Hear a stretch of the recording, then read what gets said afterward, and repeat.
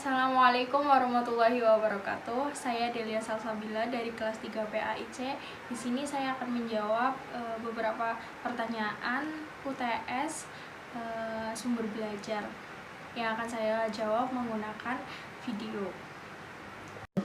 Untuk pertanyaan yang pertama yaitu sumber belajar sebagai media pembelajaran. Sumber belajar sebagai media pembelajaran yaitu sumber yang digunakan melalui perantara pesan, orang maupun lingkungan. Dengan adanya sumber belajar ini dapat memudahkan untuk meraih informasi antara pendidik dan peserta didik.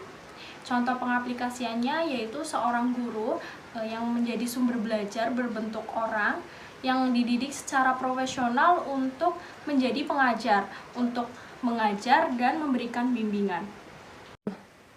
Untuk pertanyaan yang kedua yaitu macam-macam sumber belajar. Yang pertama itu ada pesan. Pesan baik materi formal maupun informal merupakan pesan dan informasi yang dikeluarkan langsung oleh lembaga resmi seperti pemerintah maupun non-pemerintah, ataupun yang disampaikan oleh guru dalam situasi pembelajaran. Yang kedua ada orang. Orang secara umum dibagi menjadi dua kelompok. Untuk kelompok yang pertama yaitu orang yang didesain khusus atau dididik khusus untuk menjadi tenaga pengajar yang berfungsi atau bertujuan untuk mengajar dan memberikan bimbingan.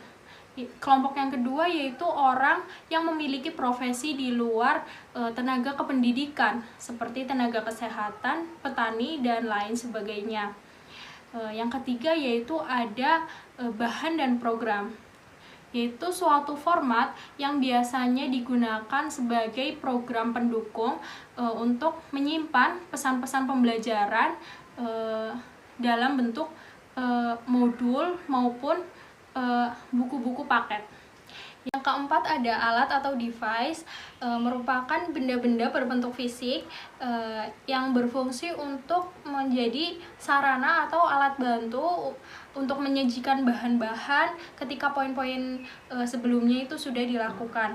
Kemudian ada metode atau cara-cara atau langkah-langkah yang digunakan oleh pengajar kepada peserta didik agar mencapai tujuan pembelajar yang diinginkan. Kemudian yang terakhir ada latar, merupakan situasi ataupun kondisi lingkungan yang baik tentunya yang ada di lingkungan sekolah maupun luar sekolah. Untuk pertanyaan yang ketiga yaitu langkah-langkah yang digunakan untuk menentukan sumber belajar.